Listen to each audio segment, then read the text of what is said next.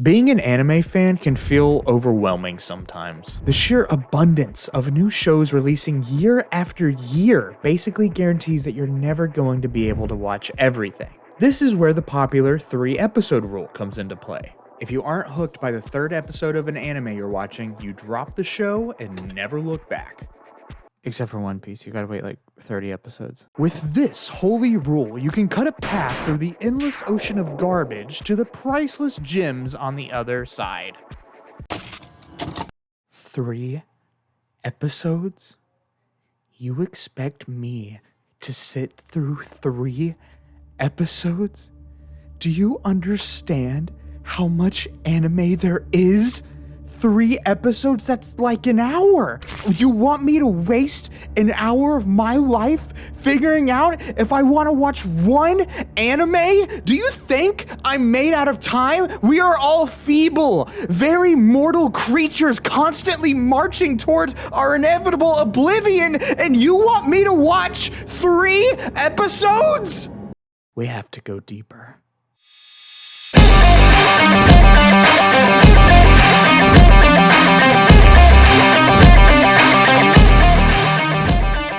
Today, we're talking about the top 10 anime opening scenes. These anime hook you the moment you hit play and don't let up for a second. That being said, what exactly makes a great opening scene? I'm glad you asked. Throughout this video, you need to keep 3 words in mind.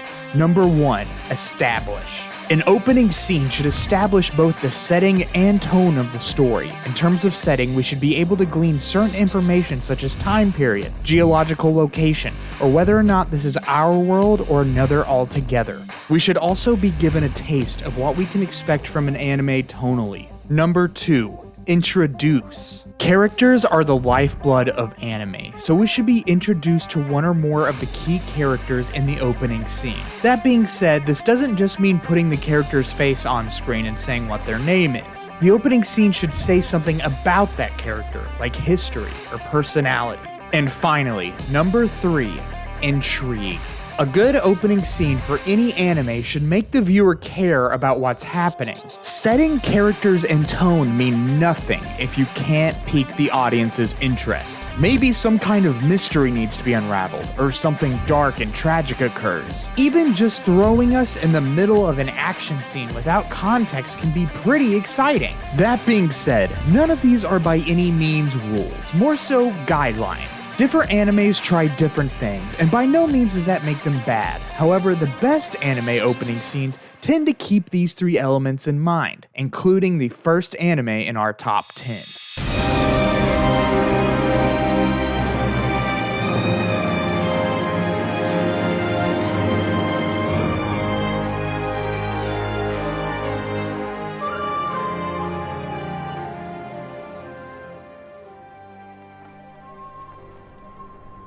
Tanjiro Kamado carries his younger sister on his back as he attempts to find someone who can help them. His sister is covered in blood, and as the snow pelts down on Tanjiro, desperate to save his little sister from her injuries, he cries out a promise. I won't let you die.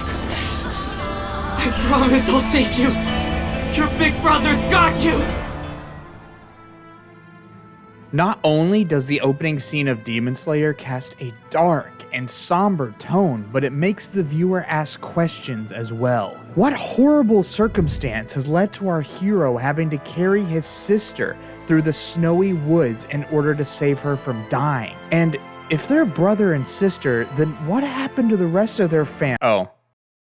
Demon Slayer's opening scene also tells us through Tanjiro's actions that he is a selfless and compassionate individual, going so far as to carry his half-dead sister through the frigid, cold woods in order to save her. Demon Slayer's opening scene is also able to convey its setting of old-time rural Japan through Tanjiro and Nezuko's clothes. Even small things on Tanjiro's person, like his hatchet and boots, tell us about who he is. Clearly, Tanjiro is a serial hatchet murderer who relentlessly stalks his victims through the snow before they give out from extreme exhaustion. Okay, no, that's not true. Actually, this tells us that Tanjiro is a simple, hardworking guy, and his family probably isn't the most well off, but that doesn't really matter because they still have each other.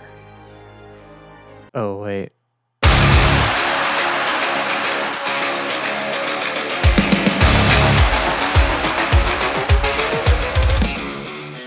In the opening scene of Jujutsu Kaisen, we see Yuji Itadori, our protagonist, wake up in a rather odd predicament. Bound by ropes and surrounded by paper talismans, he is confronted with a peculiar man who introduces himself as Satoru Gojo. As Itadori begins to question things, Gojo presents Yuji with an insight into his fate. You see, it's been decided that you are to be secretly executed. Already, Jujutsu Kaisen establishes a dark, almost sinister atmosphere. I mean, look at this room. Do you want to be here? Well, maybe if Gojo's in there. If we take a closer look at this room, we can see that the papers plastered all over the walls are actually Ofuda talismans, often used in Japanese Buddhist and Shinto religions to ward off spirits, or in this case, curses. And this guy, Satoru Gojo, takes care of them. It was one of the smartest ideas to introduce Gojo in the opening scene of Jujutsu Kaisen, especially when he's in contrast to Itadori. Yuji Itadori is a very simple character in both design and personality. In this opening scene, he's a stand-in for the audience as we're introduced to the world of Jujutsu Kaisen through Gojo, whose design is not only very striking in comparison, but also very mysterious. We're not sure whether or not we can trust him. He actually turns out to be pretty chill once you get to know him. Naturally, this has the audience asking questions not only about Gojo, but what it is that he says to Itadori. So which one of the two are you right now? Let's not forget that Itadori is bound by ropes right now. And while initially we might suspect that this is to keep him from escaping, this one simple question changes everything. Is Itadori tied up because he might be dangerous? And is this the reason why he has to be secretly executed? With Itadori's life on the line, the audience just has to see what happens next. I definitely wasn't expecting eating fingers.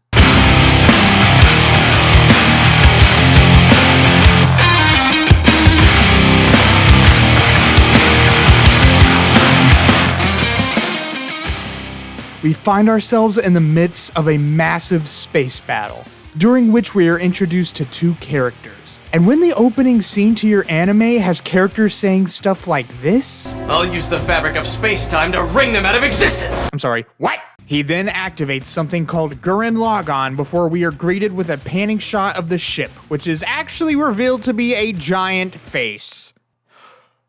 Whew, alright.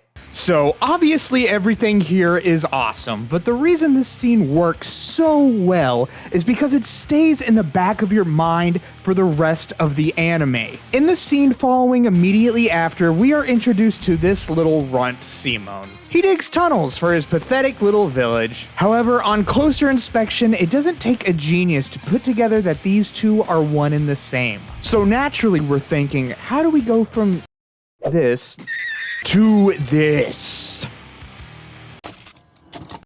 So, this opening scene doesn't actually happen.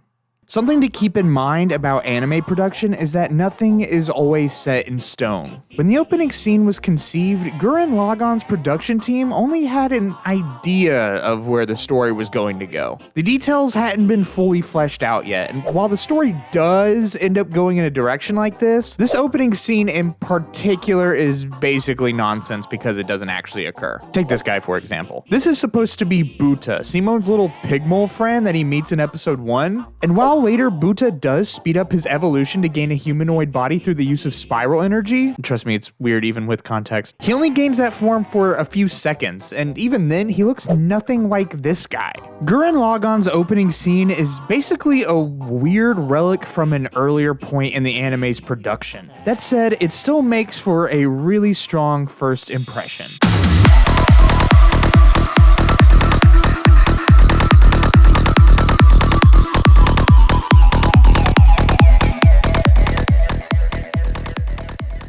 Adrift in space, we find Captain Haruo Sakaki surrounded by armed men after he has commandeered a shuttle. Haruo demands that those in charge of the ship abandon their plans to land on the planet they're orbiting, or else he'll blow up himself and all the passengers on board the shuttle. The passengers are part of an expedition group to find a new planet for those on board the ship to live on. However, after analyzing the planet, Haruo comes to the morbid conclusion that this new planet is uninhabitable, and the Central Committee, in an act of desperation, plan to abandon the elderly passengers in an attempt to conserve their ship's rations. Haruo is dead set on making sure nobody has to be sacrificed. However, after a plea from his grandfather, Haruo finally relents. He's then arrested and put into confinement, where he watches the shuttle explode before even landing.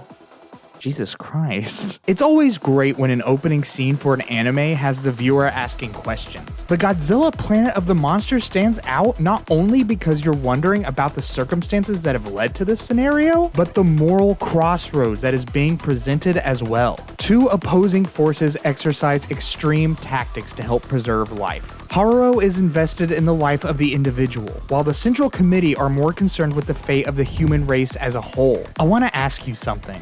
What would you do in this scenario? As you're watching the scene play out, chances are you're putting yourself into this situation, weighing all the decisions against each other.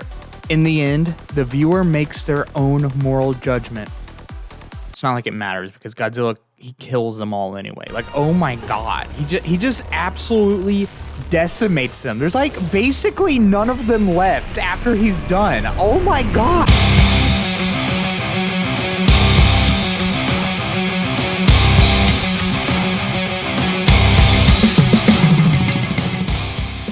In the opening scene of Chainsaw Man, we see that Denji's life is a nightmare. His life belongs to the Yakuza, to whom he owes a massive debt. This has forced Denji to live in a run-down shack and sell several of his body parts. His kidney, his right eye. Sold one of my nuts, too. Yeah, his life sucks, bro. Except for the one thing that brings him happiness, his friend Pochita. Although they have it rough, they still have each other, and it's together they make as much money as they can. Hunting devils. Chainsaw Man's opening scene paints a picture of complete despair, not unlike Godzilla Planet of the Monsters. However, unlike Godzilla, the sheer hopelessness of Denji's situation is so much more personal and relatable. Being in debt, living in a dump, feeling like your life has no direction or meaning. These are things that many people experience in their life. This is why we're instantly drawn to Denji, and we want to see him claw his way to a normal life. Because we are Denji. Chainsaw Man's world is the real world. The opening scene illustrates this flawlessly, not only through the tone, but the world itself. All the colors of the environment are so washed out and dull. Everything is meant to feel utterly lifeless. That is, except for Pochita, and to a lesser extent, the Tomato Devil. Yes, I am about to get introspective about a tomato. They are much more fantastical and vibrant compared to the world around them, and I feel like this is for a reason. Pochita represents the dream that Denji has, to live a normal, comfortable life, and the Tomato Devil, and to an extent all devils, represent the means to which he can make money and achieve this dream. Essentially, the opening scene to Chainsaw Man is about us as people, trying to make sense of the world around us, and carving out a life we can call our own against all odds.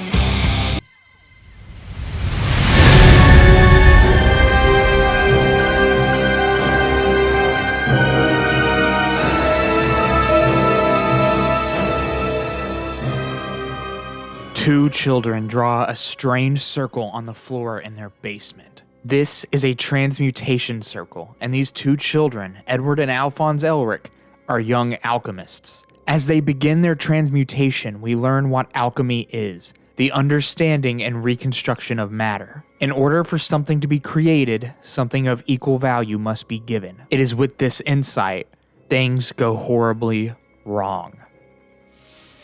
Alphonse, there's something. No! Stay with me!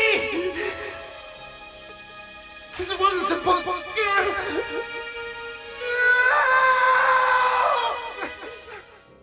It's no secret that the opening scene to this anime is legendary at this point. Immediately we understand Ed and Al's dichotomy through their dialogue, but it's their passion of alchemy that helps build towards what makes this opening scene work. You know, typically weird circles on the ground aren't really a good thing, and definitely not in this circumstance. But it's the brothers' optimism as well as the swelling music that builds this grandiose atmosphere. Like, what we're about to see is truly a miracle. The miracle of alchemy.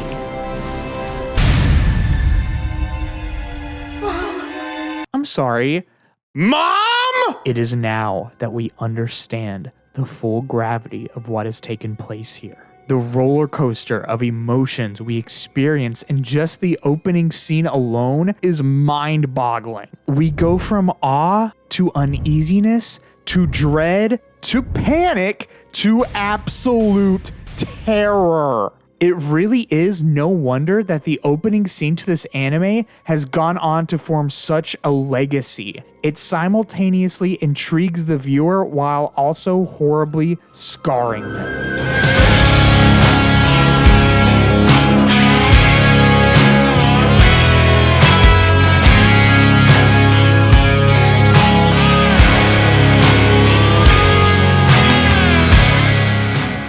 In the middle of a vast desert sits a lone saloon. Inside, we overhear two mercenaries discussing a man named Vash the Stampede, the man with the $60 billion double-dollar bounty. We discover that he has recently destroyed a nearby town, leaving hundreds dead. As the two men talk, we see another man clad in a red coat, sitting alone at the bar. It's then that we hear a strange noise outside.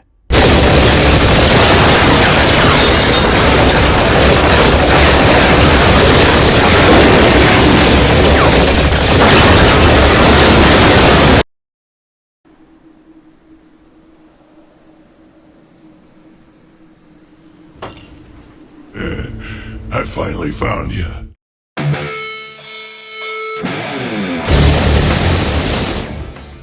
From the moment this anime starts, you can tell immediately that it's a Western. The desert, the saloon, the guns. But the reason we're drawn in is because the viewer is dropped subtle hints that this isn't a Western set in the world that we know. Things like character designs, alternate currency, and strange weapons capture our interest. No more so than the tale of the relentless humanoid typhoon Vash the Stampede. Obviously, we can tell that this guy at the bar is the guy that these two are talking about, and we want to know what makes this guy so dangerous. That's why when the bandits come to claim Vash's bounty, we're on the edge of our seats, ready to see why they call him Vash the Stampede.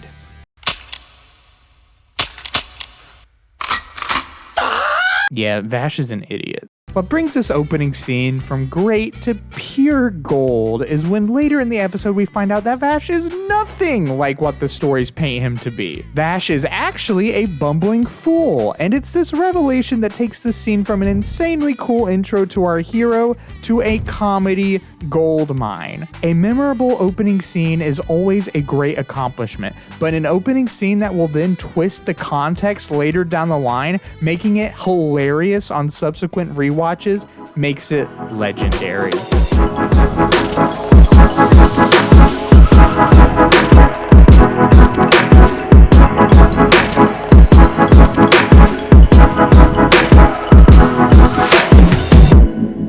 September 21st, 1945.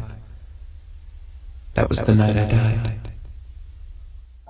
A young man dies alone in Sanamiya Station, succumbing to starvation. His body is checked by the station's janitor that night, the only thing on his person being a small fruit snack can. It's tossed out, assuming to be garbage. It is then that a little girl's spirit manifests, and standing next to her is the same young man, Seita Yokokawa. He takes his little sister's hand and guides her to their afterlife. Grave of the Fireflies is an uncomfortable movie to watch. It depicts the struggles of Japanese civilians during World War II in a disturbingly realistic light, and it's evident the moment the movie starts with our protagonist dying alone and starving. But for as gruesome and uncomfortable the opening scene to Grave of the Fireflies is, it's also peaceful and, in a way, joyous. The movie has just started, but you can see the hardships this character has been through. And even though his death is tragic, in a way you feel relief.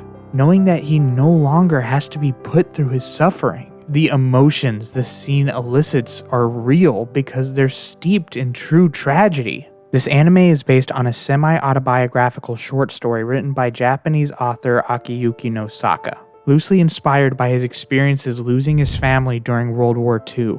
The short story was written for his younger sister Keiko in particular, as an apology. Nosaka felt overwhelming survivor's guilt, blaming himself for her passing, saying that he wished he had treated her better and shared more of his food with her. What's interesting to note is that, unlike Nosaka, Seita actually dies in this story. Of course, Grave of the Fireflies isn't one-to-one with the actual events that occurred. Liberties are often taken to make an engaging story, but I believe that Seita's passing is symbolic of how Nosaka felt during the time all this was happening. All he wanted was a relief from all the hardship, all the war, and all the suffering, to just be with his sister as they rode off to their eternal happiness.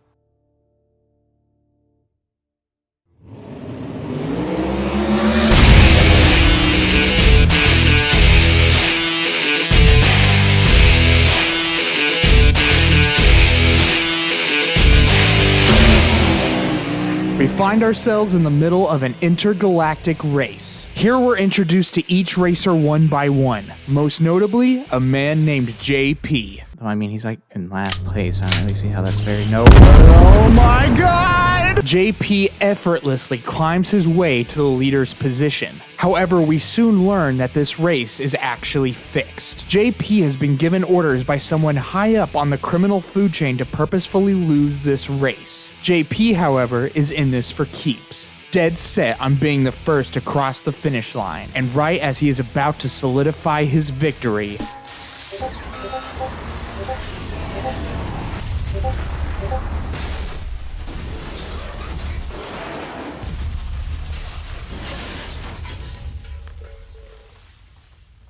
oh. Well, that's kind of disappointing. Redline's striking art style is bound to catch any viewer's eye the moment the movie starts. And this, combined with the bombastic, chaotic animation, is sure to make the best first impression. Don't get it twisted though, this opening isn't just style over substance. We're able to learn a lot about our protagonist JP through just his actions alone. He's framed as the underdog in this race. I mean, just look at how much smaller his car is than the rest of the racers. However, just because he's the underdog, this doesn't mean he doesn't know what he's doing. We're shown how effortlessly JP is able to maneuver around his opponents. And given the fact that he willingly chooses a much smaller car than the other racers, yet uses his car's size to his advantage, shows that he has both experience and technical skill when it comes to racing. This is further cemented not only by his enthusiasm, but also the way he conducts himself during the race. By all means, weapons are allowed here. It should be expected that any means to take down your opponent will be used. JP, however, never once uses any weapons during the race, choosing rather to use his skills to outmatch the other racers. Clearly, JP is in this not for the rewards, but for the thrill of the competition, which makes it all the more devastating when he loses, not from his own lack of skills, but from an outside source. As JP's destroyed Trans Am crashes, all we want is to see him win. Which is kind of ironic, since he came in second on this list. Kind of makes you wonder what number one is gonna be.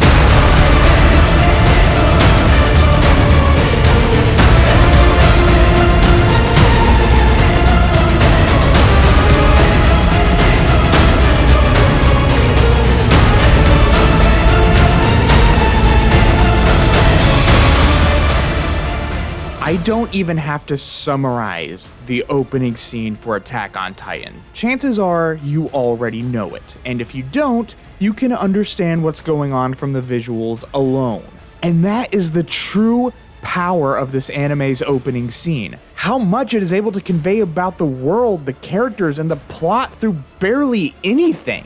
There is a very brief voiceover in this opening scene, but you could completely remove it and you would still absolutely understand Attack on Titan's premise from shots like this alone. The amount of intrigue, world building, and sheer terror that this opening scene is able to convey in such a short amount of time makes this opening scene crazy dense. We understand immediately that these people have to hide behind these walls from things like this guy, and already the questions are rushing in our head. What's life like in these walls? Are they ever allowed to go outside? How do they get food? Oh, also, what is this? Remember when I said that it's important to introduce some of your key players in the opening of your anime? Well, you're gonna have a really easy time making an impression on your viewers when one of the key characters of your anime is a literal monster. Sure, we don't learn a lot about his motives, personality, history, anything like that, but the withholding of information in this context actually adds a lot. It makes this thing completely unknowable and therefore even scarier, which only makes us even more fearful of the carnage to come. But what do you guys think? Do you agree or disagree with this list? And while you're at it, why don't you go ahead and comment some of your favorite anime opening scenes? Until next time, take care, guys.